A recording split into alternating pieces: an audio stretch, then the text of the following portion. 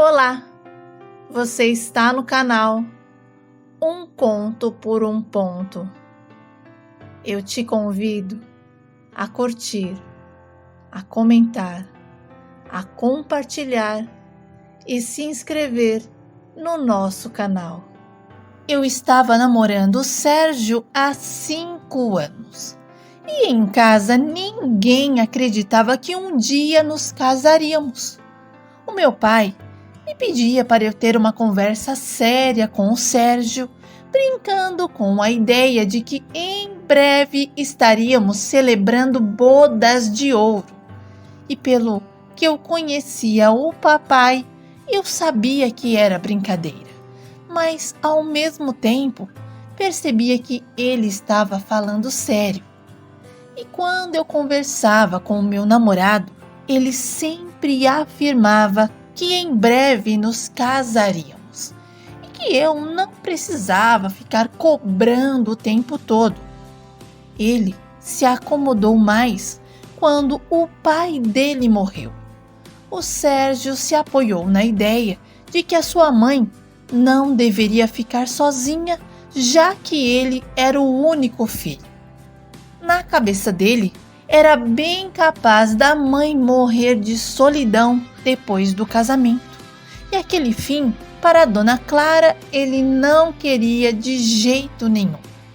Mas o Sérgio estava fazendo tempestade em copo d'água, porque a gente já tinha conversado sobre isso. Inclusive, eu fazia questão que a Dona Clara viesse morar conosco. Mas não sei o que acontecia que o Sérgio não desempacava. A minha irmã Tamires, 2 anos mais nova do que eu, conheceu um rapaz e em pouco tempo de namoro, os dois já estavam planejando uma vida a dois. E ao notar a empolgação do meu cunhado, eu me questionava. Porque apenas o Sérgio não demonstrava o mesmo entusiasmo. E a mesma coisa foi com o meu irmão Micael, que em 3 meses de namoro engravidou a moça e foi morar com ela.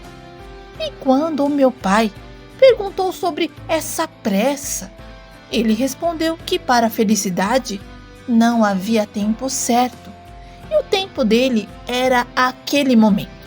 E se ia dar certo ou não, não importava. O que importava mesmo era que os dois queriam ficar juntos. Olha, eu senti, viu? Eu senti quando o meu irmão disse isso ao meu pai.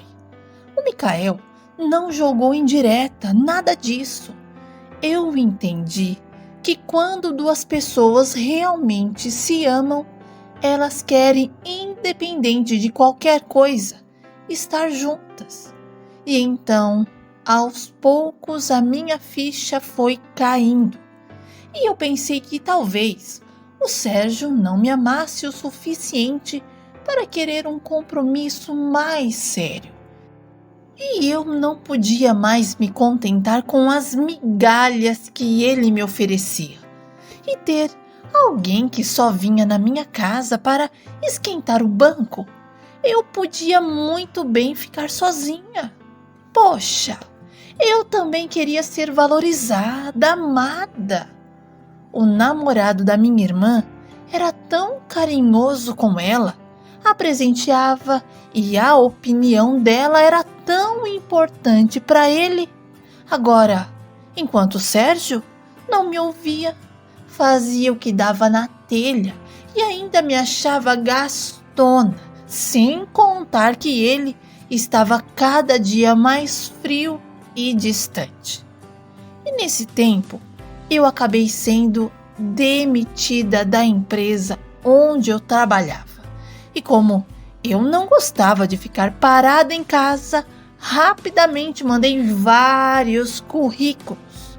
E para minha felicidade, eu fui chamada para uma entrevista. E na nova empresa eu fiz muitas amizades. O pessoal do departamento super animado, alegre, divertido. E viviam me convidando para fazer um happy hour com eles. Mas eu sempre fugia. Além do mais, se o Sérgio soubesse que eu ia sair para tomar alguma coisa com o pessoal da empresa, ai, ai, ai, ele chiava. O meu namorado era bastante ciumento e afirmava que pessoas comprometidas não deveriam se comportar como solteiras e que eu parasse com essa ideia de barzinho. Mas, na realidade, o Sérgio não gostava de sair de casa. O seu programa preferido era ficar ou na minha ou na casa dele assistindo filmes.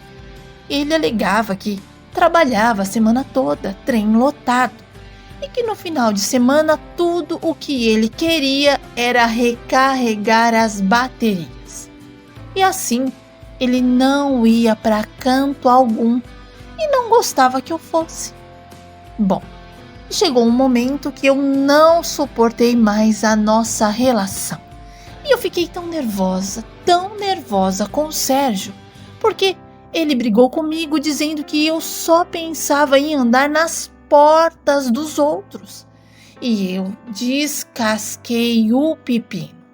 Falei o que eu pensava dele e afirmei que eu não queria mais continuar um namoro de 5 anos com alguém que não sabia o que queria da vida, ou melhor, um garotinho, porque as atitudes dele eram de criança.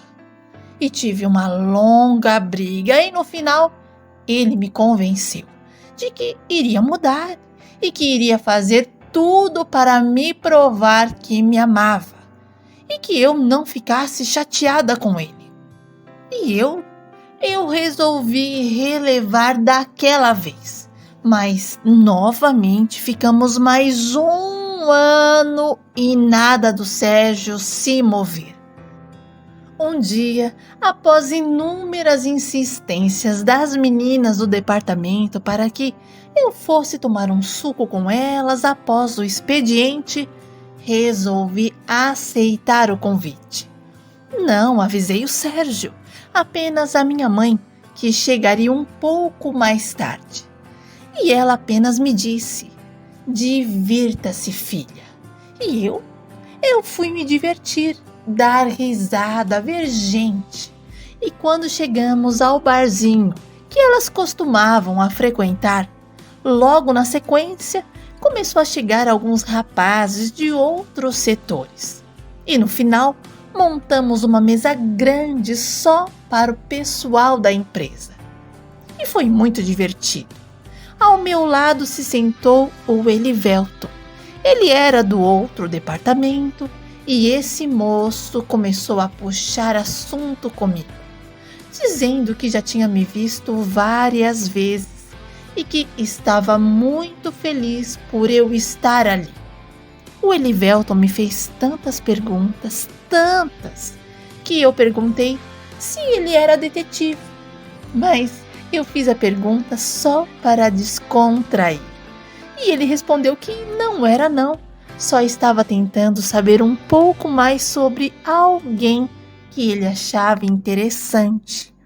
E para colocar o moço no lugar dele, eu falei que tinha namorado. E o Elivelton se desculpou, mas disse que não iria tirar nenhuma palavra que ele disse. E independente de eu ter alguém ou não, eu continuava interessante. Ficamos conversando sobre outros assuntos e depois disso passamos a nos cumprimentar na empresa. E uma vez, durante o almoço, eu comentei que gostaria de ler tal livro. E no dia seguinte, imagina, o Elivelton apareceu com esse livro e me presenteou. E eu não acreditei que ele fez aquilo por mim. O meu colega de trabalho me entregou o livro e disse que quando alguém é importante, tudo que é importante para ela se torna importante para o outro também. O Elivelton passou a me presentear com vários livros e eu comecei a fazer comparações com ele e o Sérgio. e cada vez mais eu me sentia atraída pelo meu colega de trabalho. E no final da semana, eu queria que as horas voassem só para chegar logo à segunda-feira. E diante desse chove não molha, um dia eu finalmente criei coragem e terminei com o Sérgio.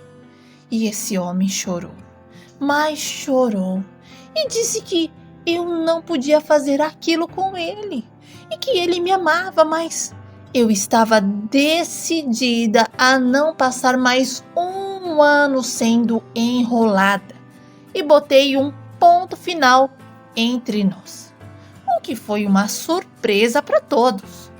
O Sérgio me queria, mas não queria mudar, queria apenas continuar na mesmice e continuou.